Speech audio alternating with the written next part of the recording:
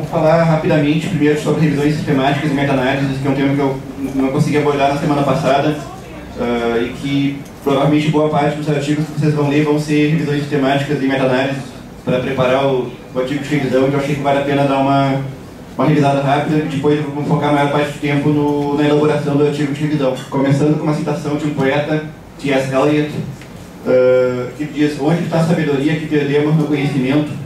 Onde está o conhecimento que perdemos na informação? Revisão sistemática significa basicamente uma revisão de vários estudos, né? Então por que a gente vai juntar numa única revisão um conjunto maior de estudos? Porque os estudos isolados raramente oferecem resposta definitiva.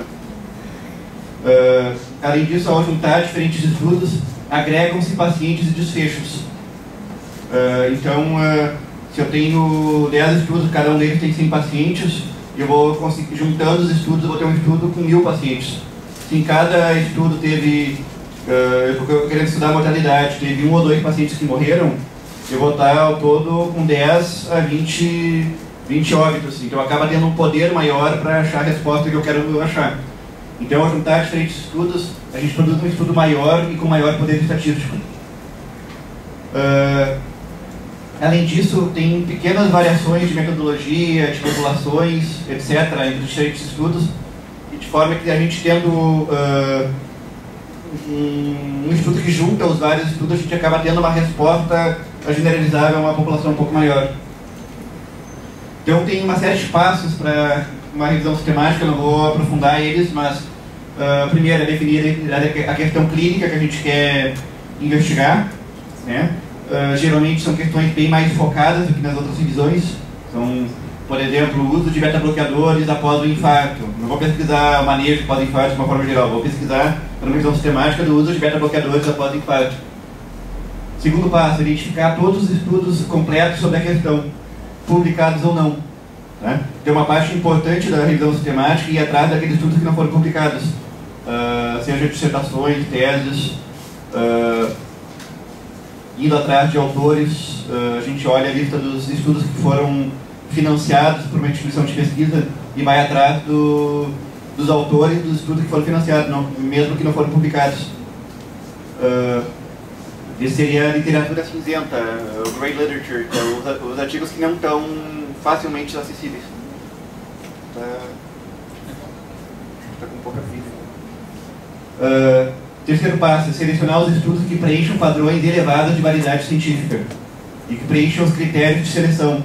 A gente vai colocar critérios bem específicos para selecionar os artigos e vai excluir todos que não preencham. Vai tirar todos que não preencham. O quarto, procurar evidências de viés nos estudos selecionados. O quinto passo, descrever a qualidade científica dos estudos. Depois, questionar se a qualidade está sistematicamente relacionada aos resultados do estudo. Então eu posso ver, talvez, a maioria dos estudos acharam associação, mas os estudos que foram bem feitos não acharam associação. Então talvez se eu fosse simplesmente juntar todos, eu ia dizer que tem uma associação positiva, que talvez o remédio funciona, mas eu vou olhar só aqueles estudos que foram bem feitos, e não houve associação no conjunto dos estudos bem feitos. Então isso é uma questão importante que tem que ver. Descrever os estudos com uma figura. Então existe um gráfico de floresta que eu já mostrei na semana passada, eu vou mostrar de novo hoje. Vai decidir se os estudos são suficientemente semelhantes para justificar uma combinação. Então não tem como eu juntar maçãs com laranjas com abacaxis. Tem que ver que eu tenho diferentes espécies de laranja, diferentes tipos de laranja, e eu vou juntar aquelas laranjas, mas não vou juntar laranja com manga. Os estudos têm que ser suficientemente semelhantes para poder fazer uma meta-análise. Se forem, eu posso juntar e fazer uma meta-análise e produzir uma estimativa sumária do efeito. Então, se forem suficientemente semelhantes para serem combinados, calcular uma medida sumária do efeito e seu intervalo de confiança. Isso é novo para vocês ou todo mundo já estava craque em revisão sistemática de meta-análise? Craque não, mas eu peguei agora um trecho de um artigo de uma revisão sistemática, e uma parte muito importante do artigo é descrever a estratégia de busca, para que outra pessoa, se fosse repetir a mesma estratégia de busca, ia achar exatamente os mesmos resultados, os mesmos artigos. Né? Então, esse artigo fez uma revisão sistemática.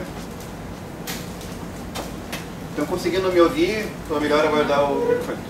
Então, esse artigo era uma revisão sistemática sobre estatinas e o risco de infecções em pacientes que usavam estatinas.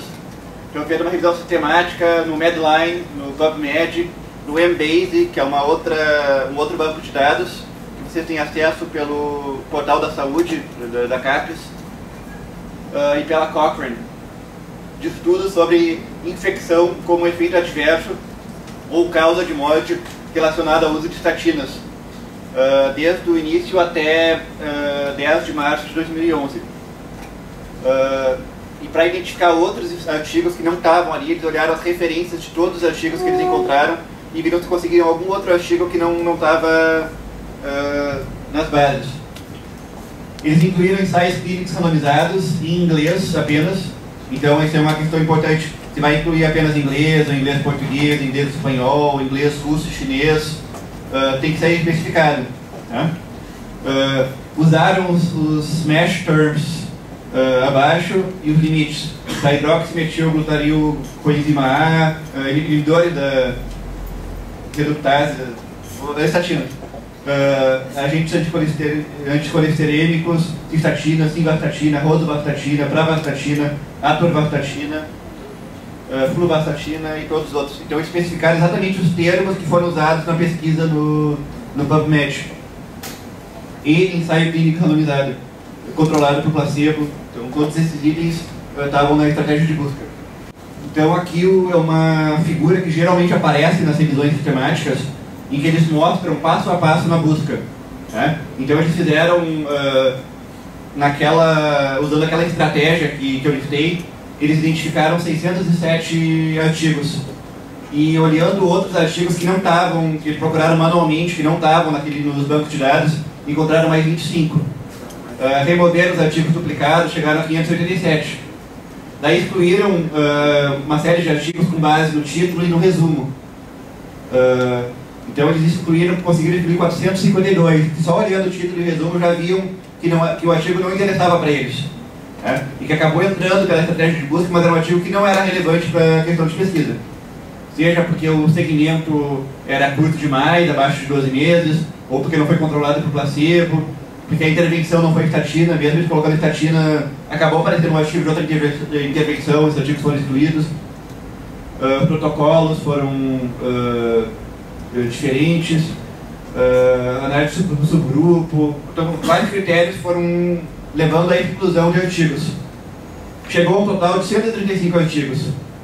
Daí eles leram todos esses 135 artigos e excluíram, com base na leitura do artigo inteiro, excluíram 97. Chegaram a um total de 38. Daí excluíram mais alguns artigos aí e chegou a um total de 11 artigos incluídos na meta-análise. Então eles partiram de 607 mais 25 e chegaram a um total de 11 artigos. Tá? Isso sempre, a leitura sendo feita por duas pessoas, né? Então, duplicada, pode para ver se eles concordavam com a inclusão ou exclusão de cada artigo. Então, é um processo bastante trabalhoso, não é de uma hora para outra que a gente faz uma revisão sistemática e meta-análise. Né? Então, justamente por isso que o trabalho de conclusão de vocês não vai ser uma revisão sistemática, porque senão levaria o ano inteiro, talvez, para fazer uma revisão sistemática.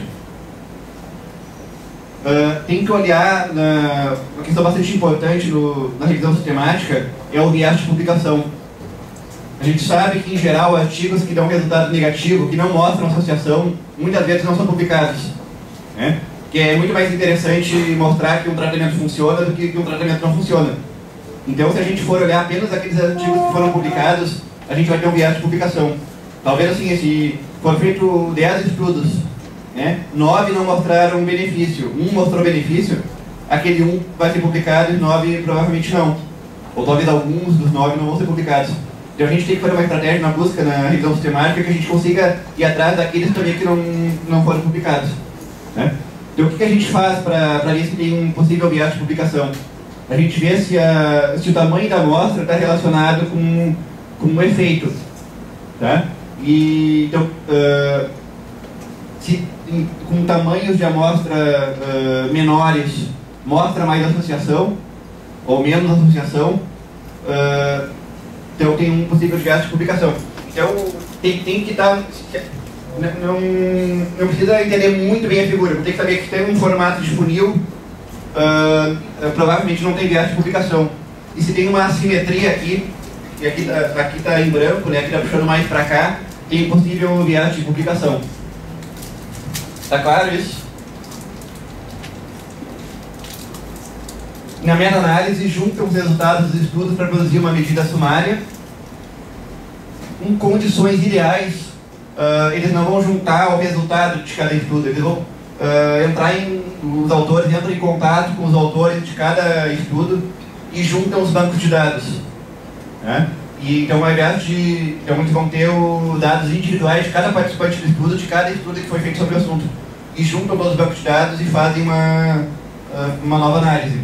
Isso, em geral, não é possível. Tá? Então, quando não é possível, junta o resultado final de as medidas de associação, de efeito de impacto de cada estudo e produzem um resultado final.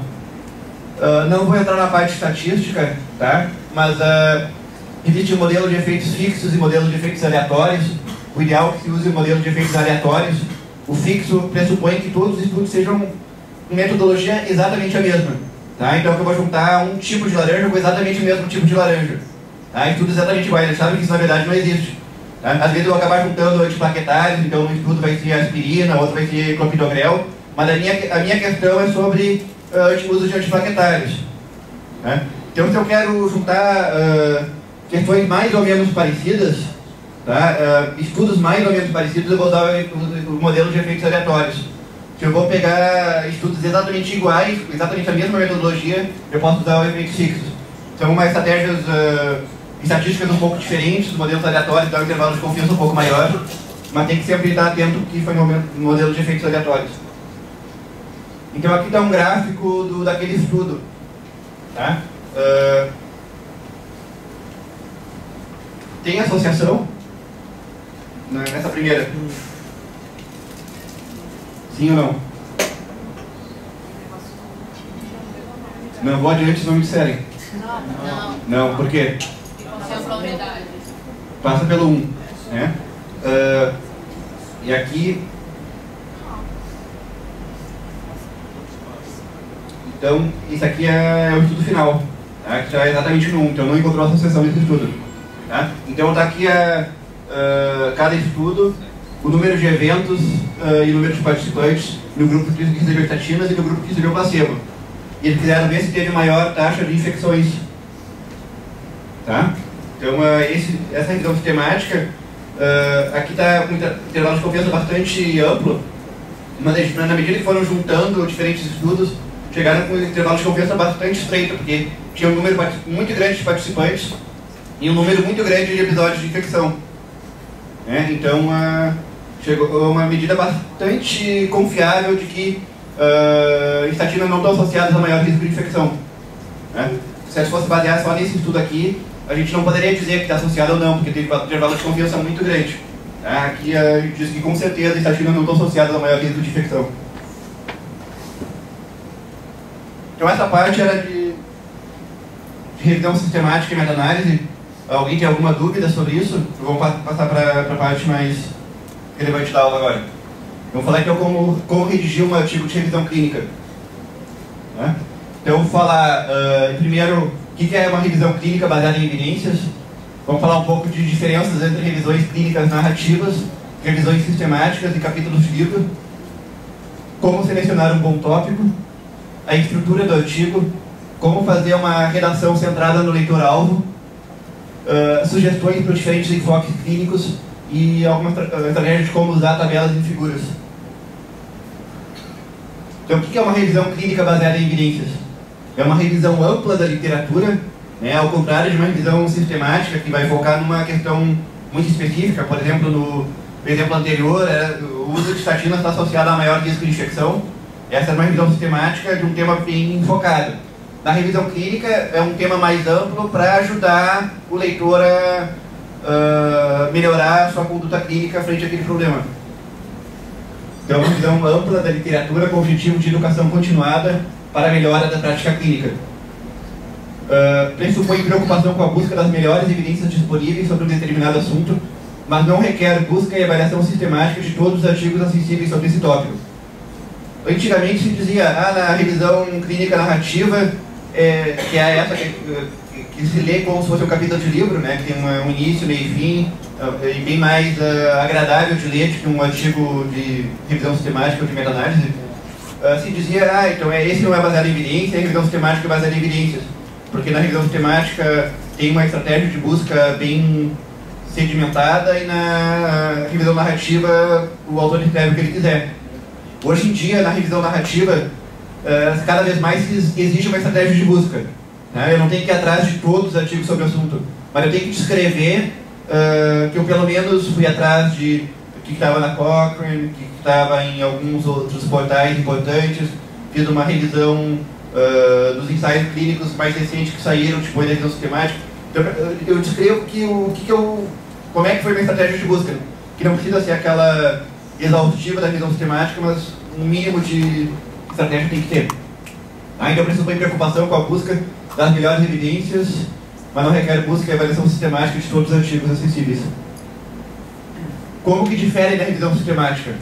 A revisão sistemática, como a gente falou, tem um enfoque mais restrito, se limitando a uma questão de pesquisa, por exemplo, impacto de beta-bloqueadores na redução de mortalidade na ICC. Ela envolve busca de todos os artigos sobre o tema, avaliação duplicada de cada artigo, então tem que ser sempre pelo menos 2 pessoas lendo cada artigo, extraindo as informações do artigo para depois comparar se chegaram à mesma conclusão ou não. Se não chegaram, tem que chegar num consenso ou ter um terceiro leitor para tirar a dúvida. E pode fazer ou não meta-análise. Capítulo de livro. Geralmente o capítulo de livro ele é parte de um livro maior. Né? Então se o livro é, por exemplo, no tratado, que tem um capítulo sobre cada tema, o capítulo vai ter que esgotar aquele tema. Né? Então o capítulo de disfísia cardíaca vai falar de tudo de disfísia cardíaca. Né? O capítulo vai ter uma integração com outros capítulos do livro. Então é importante ter uma pessoa que tenha um conhecimento do conjunto do livro para ver se um capítulo diz uma coisa, outro capítulo diz exatamente a outra coisa, se não tem contradições. O grau de aprofundamento depende do perfil e o resto eu já falei. Geralmente no artigo de revisão clínica, a gente, que é um tema mais amplo, a gente pega uma coisa muito específica. Né? Eu posso fazer um artigo de revisão clínica sobre disfísia cardíaca, mas geralmente daria um artigo maior, então eu vou focar talvez no tratamento da disfísia cardíaca ou na abordagem diagnóstica.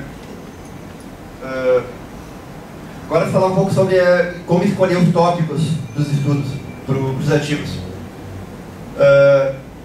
A condição ou sintoma é vista com frequência. Né? Para nós não faz sentido ficar pesquisando sobre temas muito raros. Então a condição ou sintoma é vista com frequência. Né? Os médicos de família estão tipicamente envolvidos no seu manejo. A gente pode ver uma questão com muita frequência, mas daí o artigo acaba descrevendo todo o manejo que é feito na emergência, a gente vê com muita frequência o infarto, né? Tem que suspeitar do infarto, mas a gente não vai ficar manejando o paciente infartado, ao contrário, exceto a Marília, que lá na Rocinha invadiu a sala vermelha e começou a dar trombolítico para o paciente infartado, né? Mas isso é exceção. Né? Então, talvez um artigo que a gente vai publicar numa revista de medicina de família não tem que abordar o manejo do paciente infartado. Teria que abordar como que a gente vai suspeitar que está infartando. Consegue explicar o enfoque do artigo em 1 ou 2 frases?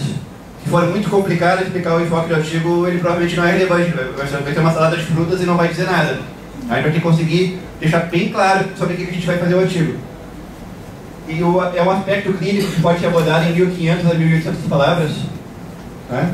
Eu coloquei 1.500 a 1.800 palavras, mas na verdade a revista da Sociedade de Medicina de Família aceita para revisões clínicas até 3.500 palavras. Tá? Isso aqui eu copiei de um outro slide, então é até 3.500 palavras. Armadilhas a evitar. Tópico muito amplo. Vou fazer uma revisão sobre diabetes, ou eu vou passar muito do número de palavras permitido, ou vou fazer um artigo tão resumido, tão sucinto que não vai me servir para nada.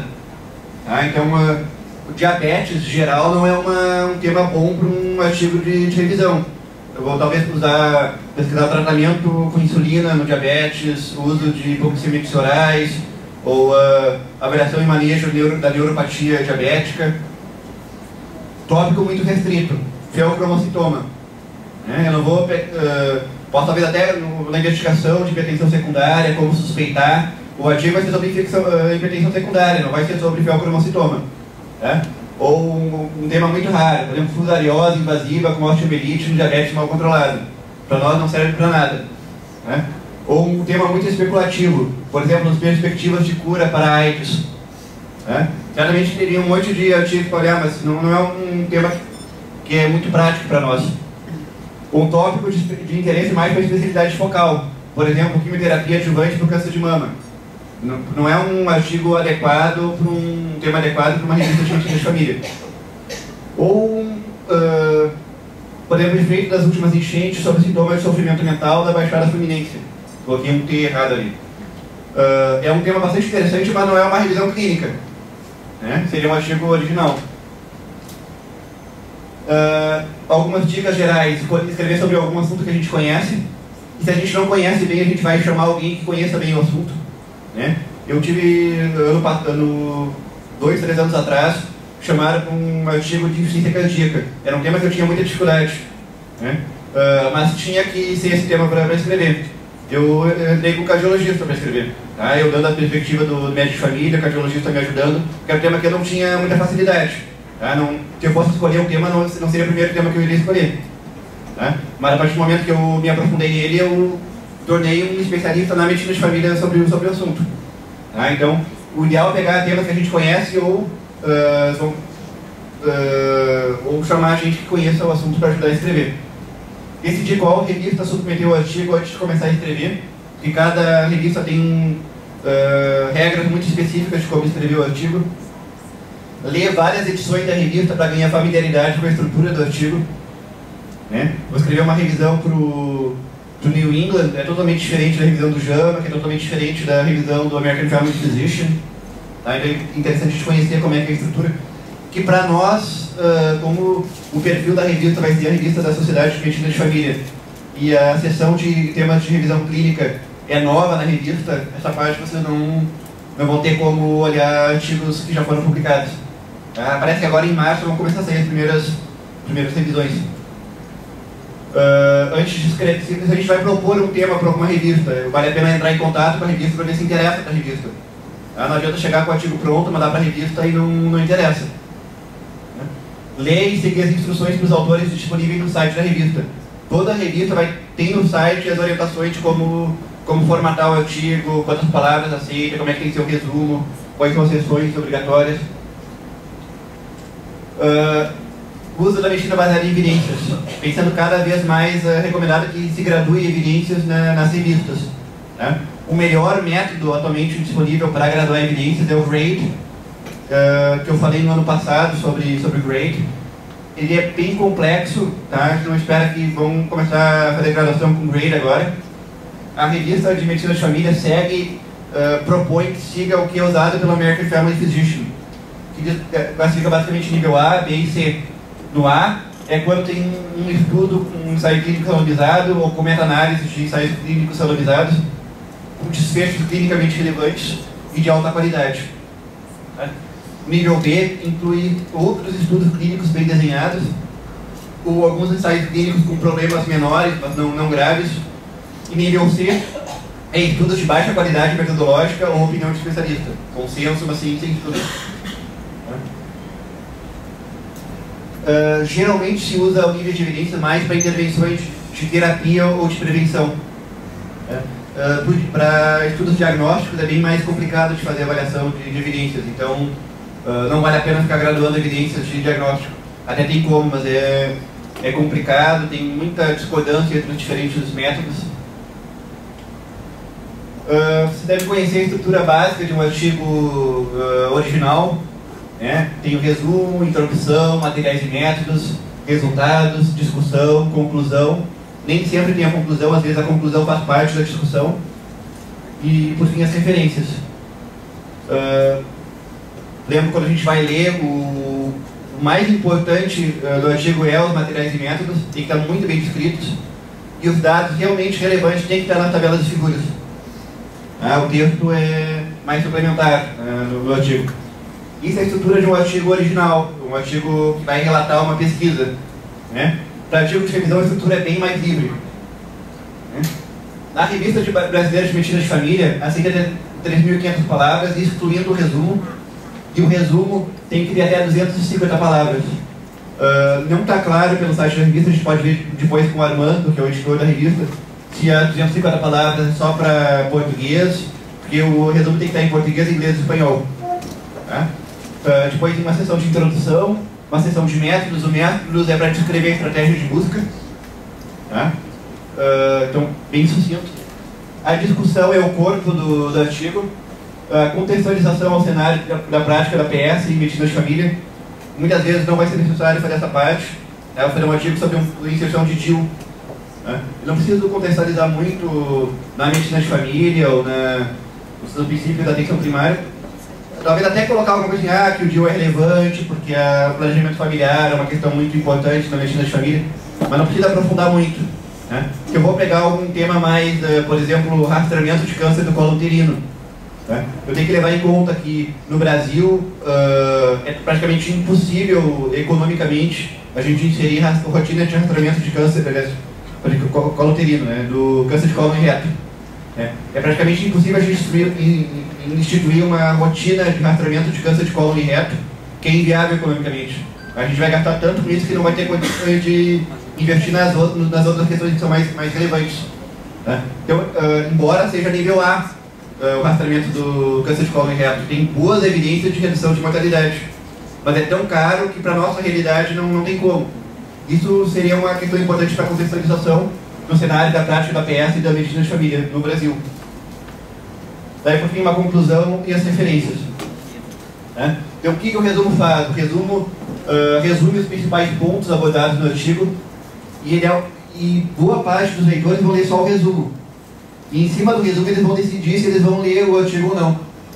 Então, é muito importante gastar muito tempo, mesmo que seja muito curto o resumo, ele tem que estar muito bem escrito para convencer o leitor de que vale a pena ler.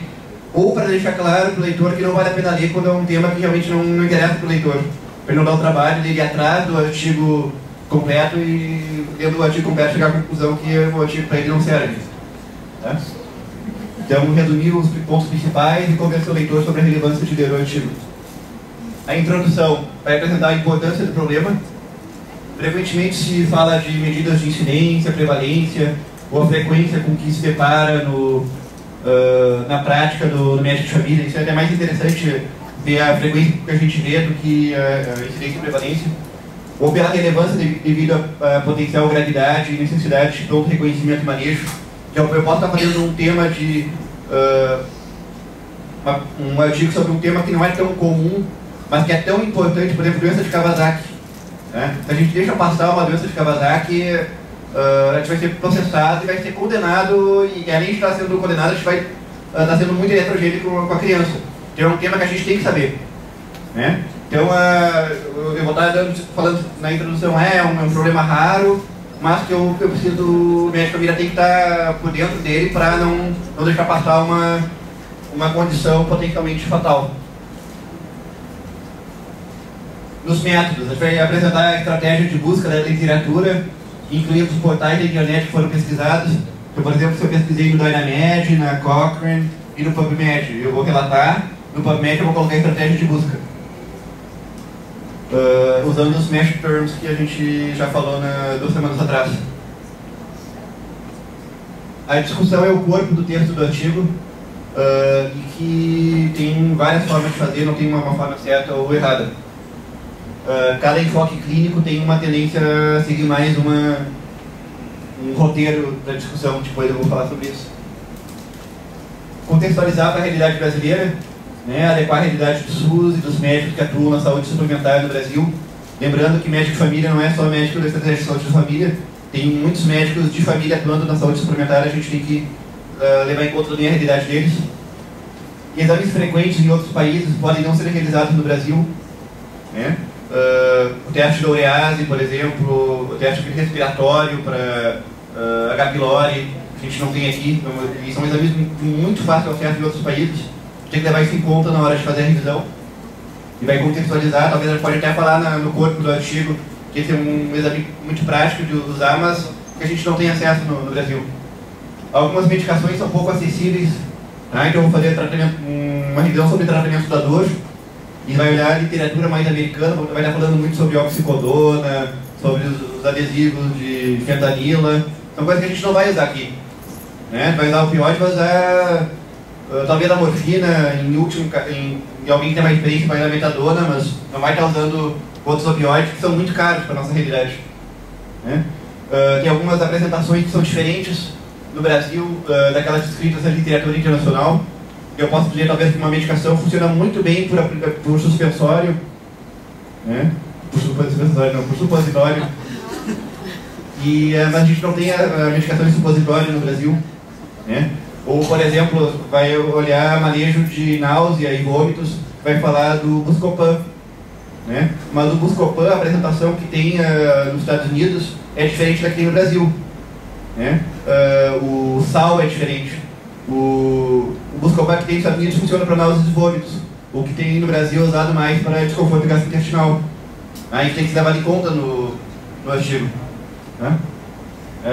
Tem que contextualizar para a realidade brasileira. Contextualizar para a medicina de família. Então, sempre quando relevante, abordar questões de abordagem sistêmica, abordagem familiar, abordagem comunitária, tá? Que para a nossa prática é muito relevante. Levar em conta os métodos da medicina centrada na pessoa, que seria, revisando rapidamente, explorar simultaneamente os aspectos subjetivos e objetivos da doença. Então, se eu vou falar sobre um câncer, eu posso talvez falar um pouco sobre o impacto psicológico daquele câncer. É uma questão importante que tem que ser abordada. Compreender a pessoa como um todo, explorando o contexto dela. Então, talvez falar um pouco do contexto da médica dos pacientes que tem o problema. Chegar a um lugar comum, então, como ajudar nisso. Incorporar prevenção e promoção. Reforçar a relação médico-paciente. Ser realista de que eu não vou estar recomendando condutas que eu vou levar 1 hora por consulta para implementar essa conduta, quando na prática a gente tem talvez 10, 15 minutos para consulta. Então isso tem que ser levado em conta no... Aqui está como uma sessão separada, mas eu acho até que fica mais fácil de ler se a gente incorpora isso ao longo do texto, né? Não tendo uma sessão separada. Nas referências, a gente pode inserir manualmente ou usar algum programa para automatizar o processo. Alguém tem alguma experiência com programa de gerenciamento de referências? Ajuda muito, né? Senão, cada vez que eu mudo alguma coisa do texto, eu vou ter que renumerar as referências. É um saco isso. Mas se eu tenho um programa para gerenciar referências, facilita muito o processo. A maioria são programas pagos. Os mais conhecidos são EndNote e Reference Manager. Eu não tenho experiência com EndNote, mas Reference Manager facilita muito o trabalho, tá? E tem o Zotero, que eu vou mostrar daqui a pouco, site, que é um programa gratuito e que facilita muito a pesquisa dos artigos. E o mais importante de tudo é seguir as orientações sobre o formato das referências no site da revista. Então cada revista tem instruções muito claras sobre como tem que formatar as referências, né? No Brasil tem aquela maldita ABNT que dita as piores regras do mundo sobre como fazer qualquer coisa, incluindo os 3 pinos da tomada que me infernizaram a vida recentemente, tá? Mas tem normas da ABNT sobre como fazer as referências, e a maioria das revistas na verdade não segue as normas da ABNT, segue as normas do Vancouver, que é um formato bem mais lógico, que é por numeração. A ABNT tem que ficar colocando o nome dos autores entre parênteses e depois colocar em ordem alfabética o nome de autor, tá? É uma formação totalmente ilógica. Eu não sei se tem alguém com parente bibliotecário aqui, mas é um saco a ABNT. Então tem que seguir as normas do formato que está no site. No site da revista de medicina de família não está claro se é para seguir o Vancouver ou outro método, mas está bem especificado de como formatar, tá? Esse é um programa que eu recomendo que vocês baixem. É um plugin para o Firefox. Tá? O Zotero está integrado no Firefox. Tá? é www.zotero.org. O que ele faz? Está com a janela do Firefox e aqui embaixo está escrito Zotero. Se eu clico na palavra Zotero, vai abrir essa janela aqui, que vai me listar os artigos. Eu posso separar por pastas. Então, por exemplo, aqui é tosse associada à biblioteca. Tá? Tem uma pasta com todos os artigos que eu acho sobre isso. Eu estou no PubMed, mas pode ser também no Amazon. Se eu quero, por exemplo, um livro, eu posso entrar no Amazon e pegar a referência daquele livro. E eu clico nesse símbolo aqui. Tá? E nesse símbolo ele vai passar para cá. Tá? Ele vai passar todos os dados da referência, título, autores, revista, anos de publicação. Vai passar o resumo. Né? Eu clicando aqui, eu abro o resumo de cada um desses artigos. Eu posso associar arquivos a cada um desses artigos. Então, por exemplo, se eu tenho o texto completo do artigo, eu posso associar o arquivo que está no meu computador do texto completo. Tá? Então, eu clico aqui e consigo abrir o texto completo. Eu posso colocar arquivos que têm meus comentários sobre o artigo. Tá? Então, eu fiz um arquivo, um texto do Word, fazendo um resumo do artigo. Eu associo esse meu arquivo ao resumo. Tá? Então, se eu abro aqui, eu consigo pegar todos os arquivos que estão relacionados ao resumo. Então, é uma estratégia muito boa. Daí eu quero, por exemplo, gerar uma lista de bibliografia desse e desse artigo. Eu seleciono os três, eu vou aqui e exporto como pro clipboard, ou exporto para um arquivo Word. E posso baixar um plugin para o Word ou para o OpenOffice, e que daí eu estou no Word, seleciono um trecho e vou colocar uma referência ali. Tá? Daí ele abre o Zotero e me deixa selecionar qual a referência que eu quero colocar e eu insiro a referência ali. Tá? Ele não vai inserir um número, ele vai inserir a referência. Então, se eu, por exemplo, eu mudo a ordem do texto, ele vai renumerar. Então, é muito mais prático do que ficar fazendo manualmente. Tá? Eu não vou aprofundar muito mais a questão do Zotero, eu recomendo que baixem e tem tutoriais que ensinam a usar. Tá? Falando, talvez não fique muito claro, mas é muito intuitivo como usar o Zotero. Recomendo fortemente. Falar um pouco sobre diagramas. Né? Diagrama é talvez uma das partes mais difíceis de fazer um artigo. Né? Tem que pensar muito, tem que entender muito bem o assunto, tentar diferentes formas. Às vezes a gente acha que a gente sabe muito bem o assunto, a gente começa a fazer o diagrama, a gente vê, começa a ter alguma falha na lógica ali, não está fazendo muito sentido, e eu descubro que na verdade não entendo nada sobre o assunto. Tá? Então tem que entender muito bem o assunto para conseguir fazer um bom diagrama. Tá? Então às vezes leva um certo tempo para conseguir elaborar o diagrama. Tem várias formas de fazer o diagrama, muitas delas mais confundem do que ajudam. Né? O diagrama não é um desenho sobre ideias aleatórias que eu tive sobre o assunto. Não é um resumo de texto que eu faço. É importante falar sobre isso no quadrado, depois faço uma seta. Mas também é importante falar sobre aquilo. Daí faço uma outra seta. Mas também é importante falar sobre mais isso. Tá? Então eu faço uma seta do primeiro quadrado para o segundo quadrado para o terceiro quadrado. Isso é um diagrama bom?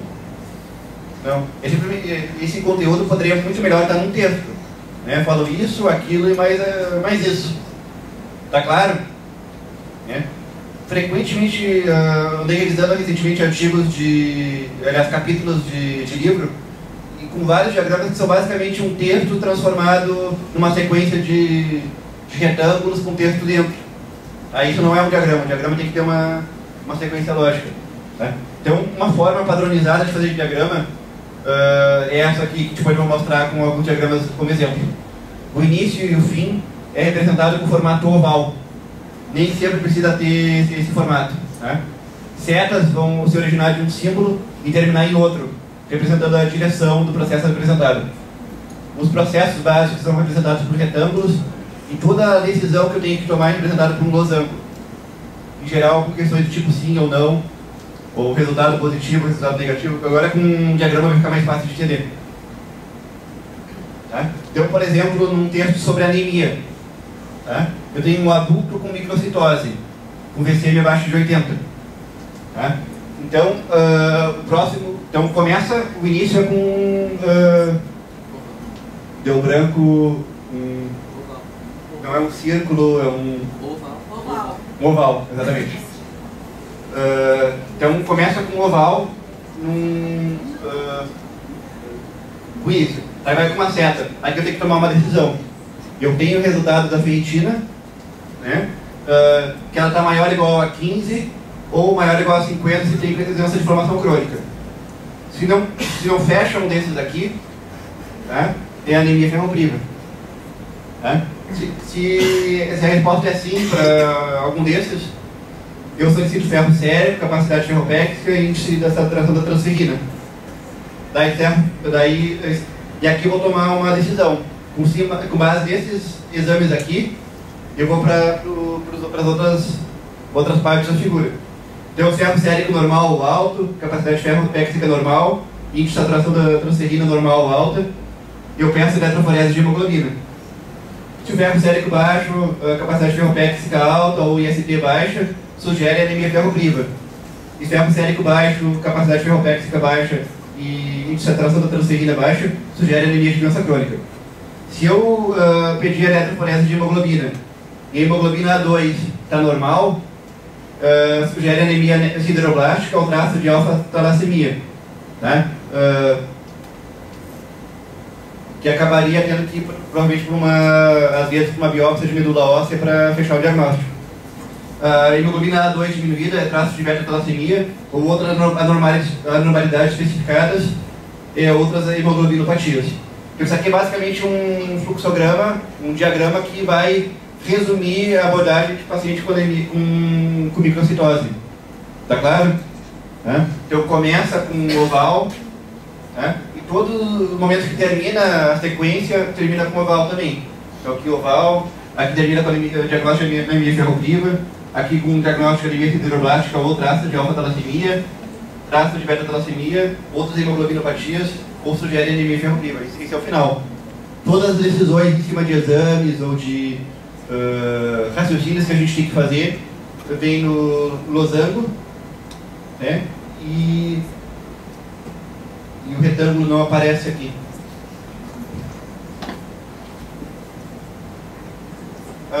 Um outro que aparece em retângulos.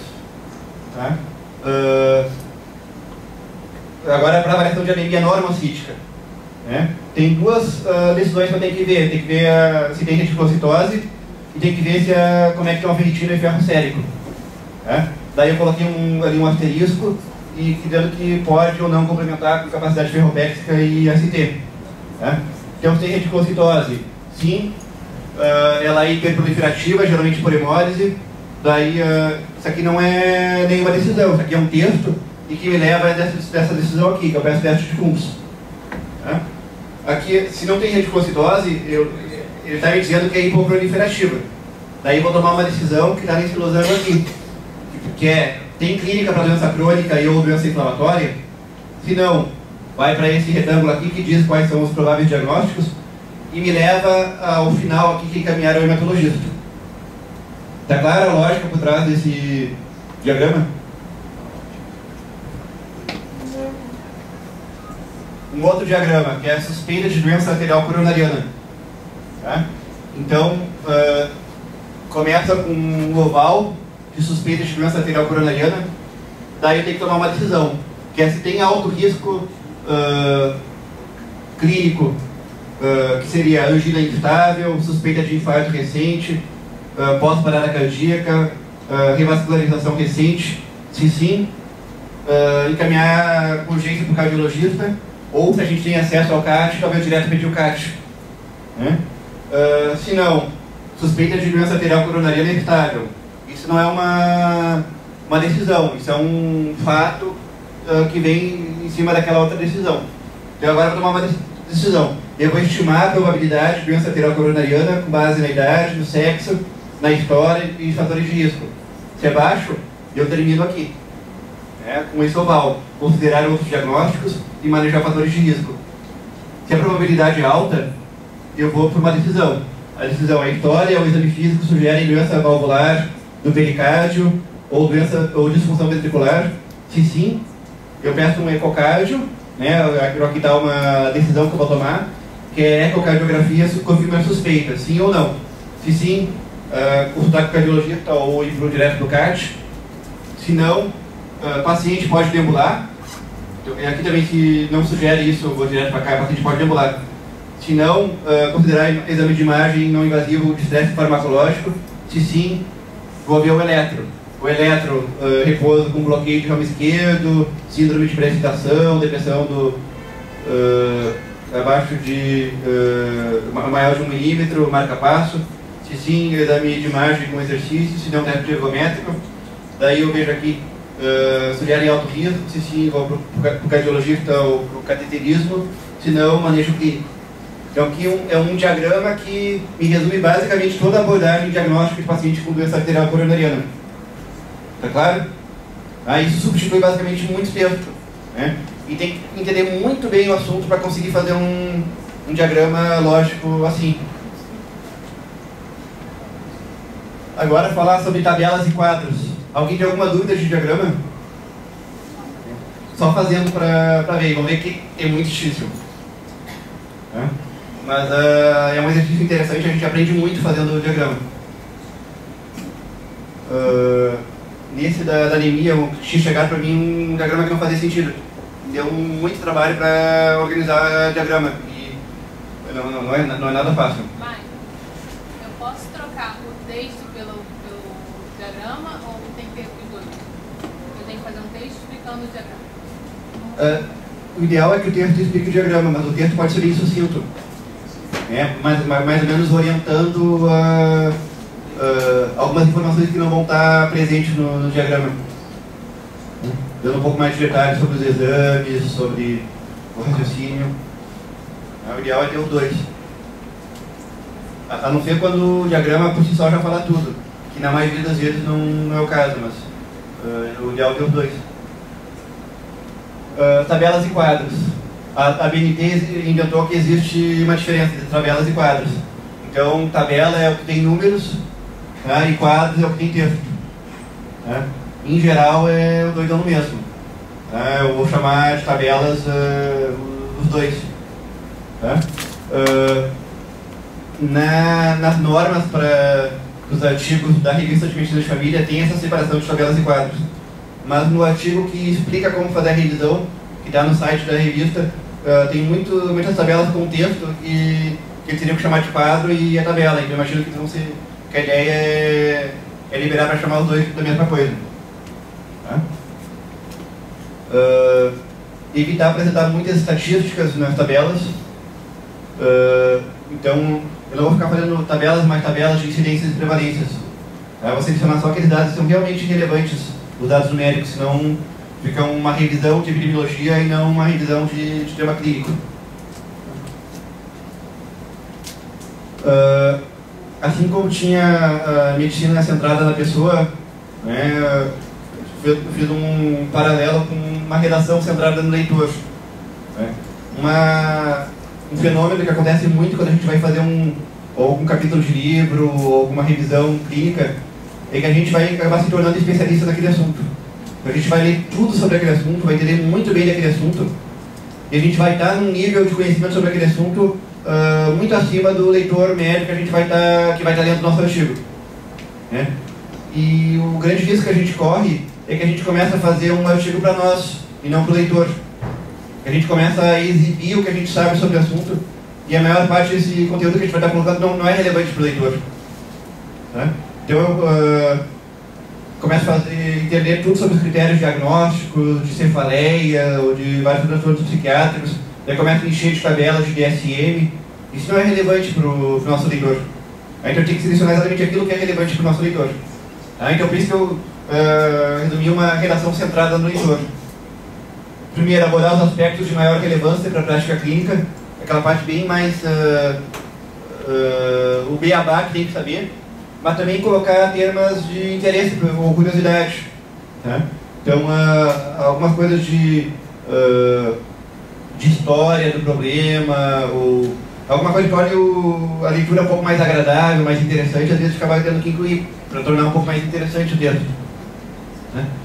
Considerar o contexto do leitor, a realidade onde ele trabalha, a formação, os valores. Uma característica no nosso meio, em geral, por exemplo, a gente aprende muito menos manejo de problemas ortopédicos na faculdade do que em vários outros países. Então, o leitor médico brasileiro, quando vai atender algum paciente com problema ortopédico, vai precisar de um texto muito mais mastigadinho do que alguém que viu isso muito mais a fundo na faculdade. Então, conhecendo o meu leitor, eu vou talvez aprofundar um pouco mais na anatomia, descrever bem descrito o exame físico, aprofundar um pouco mais do que eu aprofundaria talvez com outro leitor. Tá? Então, estou levando em conta a formação, os valores, né? Então tem que considerar o contexto do leitor.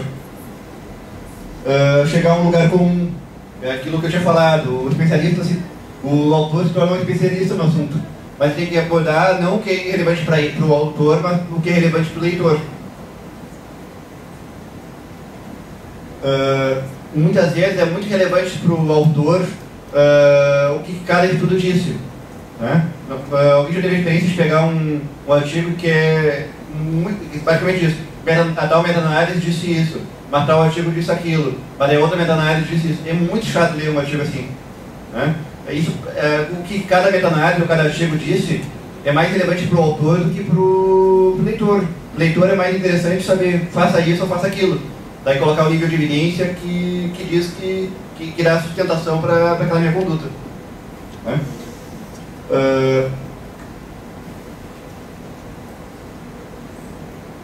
Estar atento para abordar temas que ajudem a prevenir erros médicos e heterogenias. Então, se eu tenho uma conduta que eu talvez não iria abordar, mas que eu sei que se eu não abordar, o leitor vai estar cometendo erros. Aí eu vou abordar aquele tema. Então, pensar quais são os potenciais erros. Tá? Então, por exemplo, um erro muito comum na insuficiência cardíaca: iniciar muito rápido o beta-bloqueador. A gente sabe que o paciente tem que começar bem devagar o beta-bloqueador, porque senão aumenta o risco dele descompensar.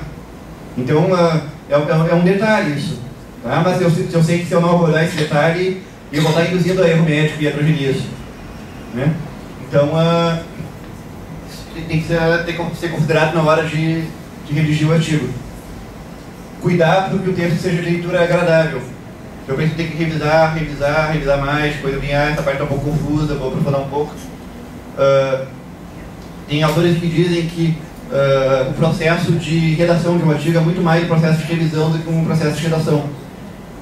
Mesmo aqueles autores que têm um texto muito coloquial, aparentemente muito espontâneo, eu pego um exemplo mais claro na literatura do Luiz Fernando Veríssimo, que tem um texto que tu lê dele, eu acho que ele teve aquela ideia, ele escreveu, porque é um texto que ele parece que está conversando com o leitor. Mas ele gasta horas, às vezes dias, para escrever uma página. Ele é muito meticuloso com o texto. Ele muda uma palavra, depois muda o parágrafo, depois troca de ordem, daí escreveu um monte de coisa, ficou ruim, apaga. Então é um processo muito mais de revisão do que de redação. A redação em si é muito rápida, a revisão é bem complexa e demorada. E é fundamental para que o texto seja de leitura agradável.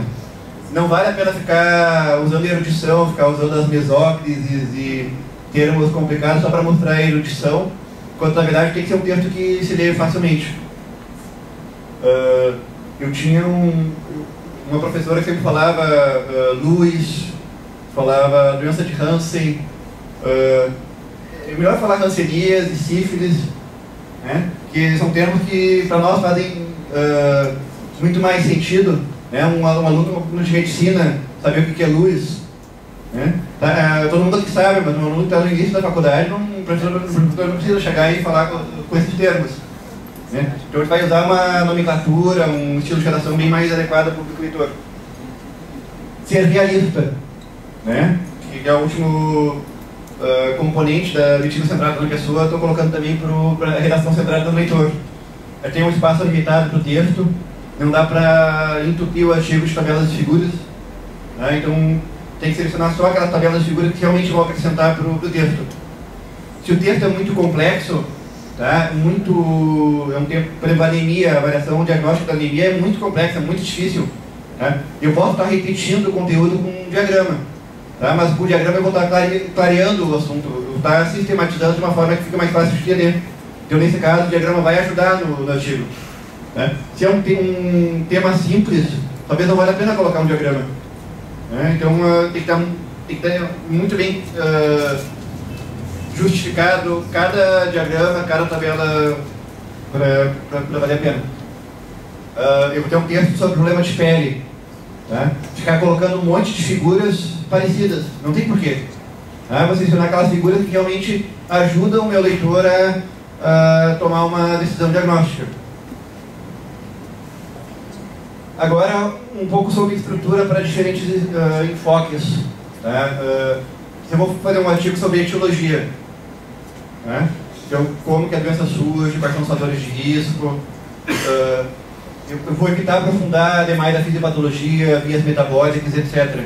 Eu vou abordar apenas aquilo que é relevante para compreender a gênese da doença e orientar as intervenções diagnósticas e terapêuticas. Às vezes, ler um artigo de fisiopatologia é muito útil para me situar de por que eu vou estar solicitando tais exames, por que tal medicamento vai funcionar. Então, a revisão de um artigo de etiologia tem que focar mais nisso e ajudar o leitor a se situar no processo da doença. Né? Dar uma ênfase especial para os fatores de risco. Talvez daí apresentando estudos que mostram, talvez como que o fumo está associado ao câncer de pulmão. Talvez nesse momento é o momento que eu vou ter que aprofundar um pouco. Enfoque diagnóstico. Eu posso estar falando de diagnóstico diferencial, eu vou estar com as probabilidades pré-teste. É muito comum estar num artigo diagnóstico, estar entupindo o artigo de razões de verossimilhança, que é o likelihood ratios, números mais números mais números. Né? Mas tem que pensar se essas razões de verossimilhança são relevantes para o meu leitor. Tá? Então, propriedades diagnósticas de pacientes de hospital universitário não se aplicam para o paciente da atenção primária. Então, eu posso ter achado fazer tabelas muito boas, cheias de números, de como transformar minha probabilidade pré-teste, minha probabilidade pós-teste, por razões de verossimilhança. Tá claro que eu estou falando do número de palavras gregas, razão de verossimilhança. Só vale a pena colocar se vai ser útil para a minha prática. Tá? Então tem que ver, aquelas razões de verossimilhança foram geradas na atenção primária, se sim eu vou colocar, se não, não. Tá? Fluxogramas ajudam muito para o enfoque diagnóstico. Tá? Então todos aqueles fluxogramas que eu mostrei são de enfoque diagnóstico. Como é que eu vou diagnosticar uma doença arterial coronariana, como é que eu vou fazer uma abordagem diagnóstica de anemia normocítica. Tá? Eu tinha um tema que deu muito mais trabalho ainda para o diagrama, é demências. Como é que faz uma abordagem diagnóstica de demência? É muito complexo, o diagrama ajuda muito a sistematizar isso. E tem uma estratégia que eu acho muito interessante também, que são as estratégias diagnósticas, que é separar causas mais prováveis, que eu posso não colocar as prevalências, as causas graves que devem ser sempre consideradas, e as causas que são frequentemente esquecidas, e que eu tenho que estar atento para elas, porque senão eu posso deixar passar. Tá? Então, por exemplo, para linfadenopatia, estou com linfonodo aumentado. Causa mais provável é uma linfadenopatia reativa, que pode ser por infecções de vias aéreas superiores, por infecção de pele ou por DSTs. Tá? Isso é de longe o mais comum. Né? Linfadenopatia reativa. Tem que levar em conta também, principalmente em crianças, linfadenite streptocócica ou estafilocócica, que também a gente vê com uma certa frequência. Né? Tuberculose em regiões de maior prevalência, então paciente com linfonodo aumentado na rocinha ou em outro lugar que tenha muita tuberculose e que está mais persistente, até que prova o contrário é tuberculose. Né? Então muitas vezes vai demorar para conseguir a biópsia ganglionar, já acaba iniciando o tratamento empírico e melhora. Tá? Então tem que considerar como uma causa mais provável. Mononucleose, uma causa bastante frequente. Daí levar em conta as doenças graves que devem ser sempre consideradas. Por exemplo, doença de Kawasaki, né, que é raríssimo, mas tem que considerar. É raríssimo, mas ali só no Maria Socorro teve 2 no ano passado. Infecção por HIV e doenças oportunísticas, acho que no ano passado e um ano retrasado, na verdade. Neoplasia metastática, linfoma, leucemia. E causas frequentemente esquecidas. Repetindo de novo, doença de Kawasaki, Porque a gente sempre pensa, está com linfonodo aumentado, pensa no câncer. Tá? Mas esquece outras causas graves. Micoses sistêmicas, doença da arranhadura do gato, doenças reumáticas, sarcoidose, medicamentos. Às vezes, uma artrite reumatoide, o primeiro sinal dele vai ser um linfonodo aumentado. Né? Então, entrando nas causas frequentemente esquecidas. Essa é uma forma de sistematizar uma abordagem diagnóstica em geral bastante clara. Isso foi tirado de um livro australiano que tem várias estratégias diagnósticas e ele coloca mais 2 itens que eu não coloquei ali porque acaba sendo um pouco redundante com esses 3 itens. Os outros 2 itens é uma listagem de 7 diagnósticos que sempre tem que ser considerados, que seria doença espinhal, a doença da infecção urinária, depressão. Então, daí se diz, na tabela diz sim ou não para, por exemplo, para linfonodo aumentado eu não tenho que considerar a infecção urinária, então eu coloco não ali. Então isso faz parte da estratégia diagnóstica do Mortec. E o último é, o paciente está tentando me dizer alguma coisa, né? Então tem um sintoma que pode ser, por exemplo, sintoma de dor, né? Pode ser o paciente está querendo dizer alguma coisa, dizendo que está sofrendo, ele pode chegar com uma dor abdominal, isso é muito comum em crianças, né? E na verdade é uma criança que está em sofrimento, né? Então esse é um item que está para todos os sinais e sintomas, ele coloca um item. O paciente pode estar querendo dizer alguma coisa e te diz é provável que sim ou provável que não. Mas eu acho que colocar esses 3 aqui já é suficiente. Ajuda muito a sistematizar o raciocínio que a gente vai ter diante de uma abordagem diagnóstica. Para o enfoque terapêutico, não basta dizer o medicamento que a gente vai usar ou a mudança de estilo de vida que a gente vai fazer, né? A gente tem que descrever um pouco mais que isso. Tá? Você vai indicar um medicamento, detalhar um pouco a posologia, tá? Quantos miligramas, quantas e quantas horas. Se é um medicamento um pouco mais difícil de usar, por exemplo, prescrição de morfina, tá? Não é simplesmente a dose, tantas horas. Começa com uma certa dose, tá? Daí depois quando a gente vai ajustar, como é que a gente vai fazer. Né? Os medicamentos para insuficiência cardíaca, por exemplo, de uso de diuréticos. Não basta dizer, usar 40 miligramas. Começa de tal jeito, aumenta tanto. Então, vale a pena descrever um pouco mais de posologia, especialmente se é uma medicação um pouco mais difícil de usar. Se mudança de estilo de vida, vale a pena descrever como que se consegue essa mudança de estilo de vida. Né? Se os estudos mostraram que a mudança de estilo de vida funciona, o estímulo à mudança de estilo de vida funciona, vale a pena dizer, funciona sob que condições. Né? Uma coisa é eu dizer para o paciente, caminhe mais. Outra é eu ter um grupo de caminhada na minha unidade de saúde para o paciente poder participar. Outra é eu ter um professor de educação física que vai na casa do paciente buscar ele e trazer ele pela mão para a unidade de saúde. É muito diferente. Né? Talvez o professor de educação física buscando o paciente na casa, e eu não recomendo isso, mas seria uma intervenção que poderiam estar fazendo, talvez isso funcione, mas simplesmente dizer para o paciente caminhar não funciona. Eu tenho que especificar um pouco mais de como fazer a mudança de estilo de vida. Isso tem que estar nos artigos. Tá? É muito importante usar as medidas de efeito de impacto, tá? Para o médico poder tomar decisão. Tá? O impacto de usar essa medicação é muito baixo, não vale a pena usar. O paciente já está tomando um monte de remédio, daqui que eu vou acrescentar mais um que vai me acrescentar pouca coisa. Então é muito importante colocar, especialmente o NNT. Né? Tem um NNT altíssimo, vai me dizer, o paciente já está usando remédio demais, eu não vou acrescentar uma estatina. Os pacientes sim, adoram se cuidar, é muito disciplinado, quer tomar mais remédios, e a estatina tem um benefício para ele, eu posso talvez aceitar um NNT um pouco maior, então tem que dar um NNT no artigo. E o NNT, vocês vão ver que na maioria das vezes não está relatado nos artigos, vocês vão ter que calcular. Tá? Eles vão dar o desfecho dos 2 grupos, vocês vão ter que calcular o NNT. Né? O Dynamed em geral acaba aparecendo, então não tem como copiar do Dynamed. Mas não é difícil de calcular, é aquela forma que pega a incidência num grupo, menos a incidência no outro e faz o inverso disso, dá o NNT.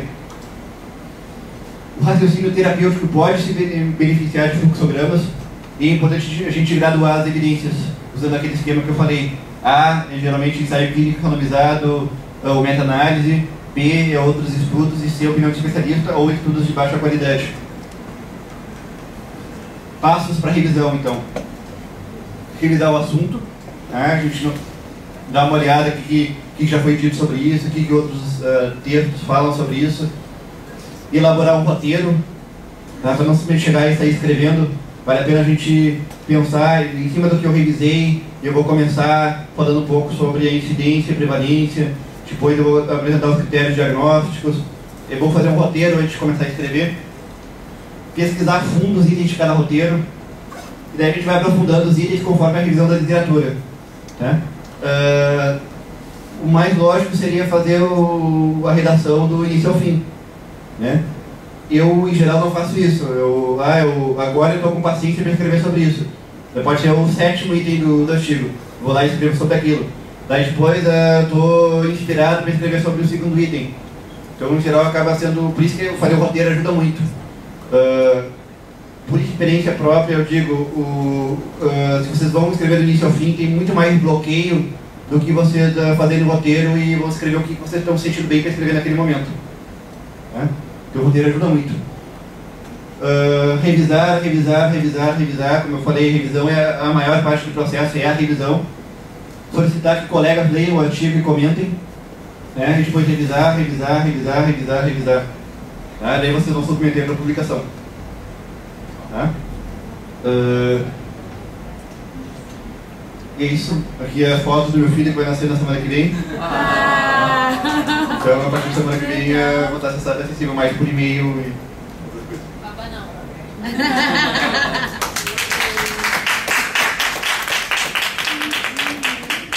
Alguma dúvida? Eu estava falando com o Andrezinho e com o Nubio sobre os temas para... acho que agora vai ser a parte mais de divisão de grupos, elaboração de temas. A ideia é começar com o mais simples. Né? Não adianta ficar fazendo revisão, talvez, sobre doença cardiovascular, que você não vai pegar hipertensão, manejo farmacológico da hipertensão, vai chegar a milhares de artigos. Tá? É mais complexo, vamos começar com o mais simples.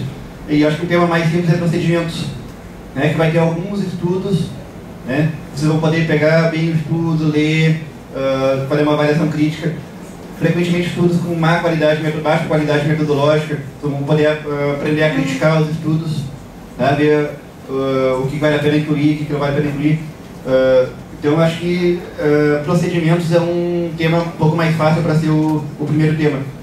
Tá? Então eu fiz uma proposta de diferentes procedimentos, podem colocar outros, mas é importante que a partir do momento que está escolhido o tema, siga esse tema. Vou chamar o Nubio e o Andrezinho para dar seguimento aqui. Vou colocar a listagem de alguns temas que eu pensei. Para a maioria deles eu olhei no Dynamed e tem artigos. Tá? É possível que... eu não olhei para todos, é possível que tenha algum tema que tenha pouquíssima literatura e vale a pena trocar. Mas aí... isso depois.